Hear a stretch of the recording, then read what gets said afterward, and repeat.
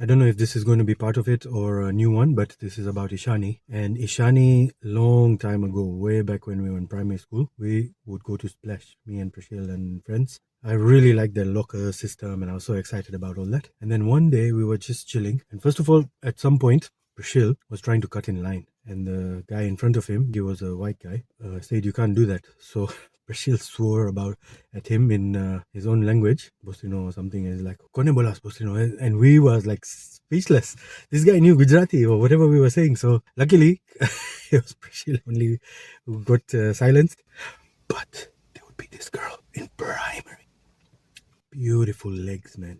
She was, I think, in front of us, and we would keep exchanging eyes. Her and Urvi, her cousin, were in front of us or back, and her brother, I guess, also was there, Samir. We would keep exchanging eyes, this and that, and there was just, once you lock, you're locked in. So we always had a thing for each other since back then. And then I don't know how or when it happened, but we exchanged numbers. In high school, we started talking, or much later in primary. I really can't remember. But those calls would last long.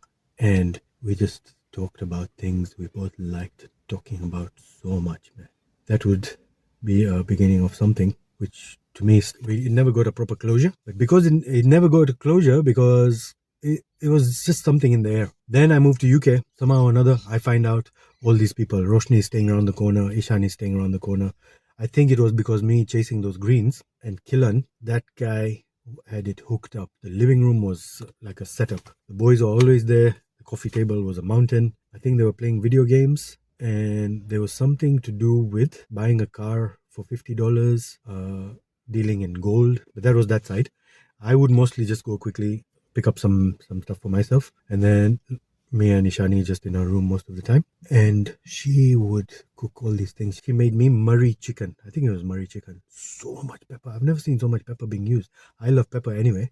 So I was like, yep, bring it, bring it, bring it.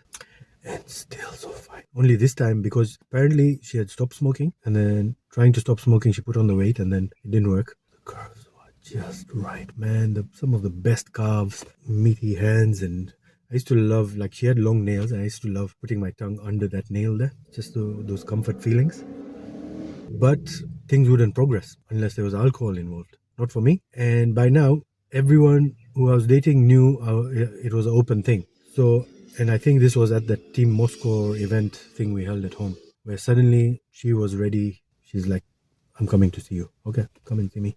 Everyone's here, and I'm with Sejal at the moment, so I can't just leave her. But then I think Sejal's like, "Look, I think something's happening there, so I'm just going to leave." Especially because when someone's drunk, people don't want to deal with a drunk person. I'm like, "You're drunk. I can't do that. I have certain limits, certain standards, which I'm not." And it was always strange. Like, it happened 3-4 times before with other women in clubs or whatever. That's not me, and that surprisingly would make them want to try even harder. So in a way, it worked in my favor.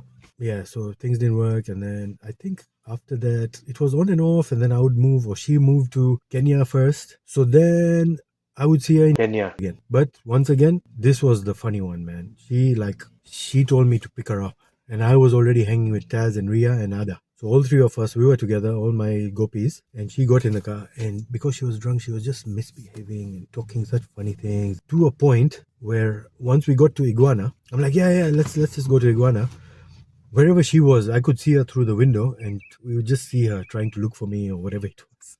And I would just keep going in the opposite direction. We're like, "Oh, she's there, I'm on this side. She's there, I'm on this side." Until Taz had it. Taz had a big talking, yapping with her, man. She's like, "You can't go on like this. This is not how a lady carries herself," or whatever the story was. I was really hoping, like, once she moved to Dubai, that things kind of settled for her, because I don't think alcohol is allowed, or maybe people have their own distilleries. Some guy told me in Arabia, everyone has their own distilleries because alcohol is not allowed. So they just make their own. So I don't know if Dubai is the same. Since then, like last time I went to Kenya, her brother told me she's somewhere in Kenya, but she's not replied to me. We're still friends online, so I guess we're still friends in some kind of way. And she was very nice, like lovely person to hang out with, this and that. It's just that alcohol thing.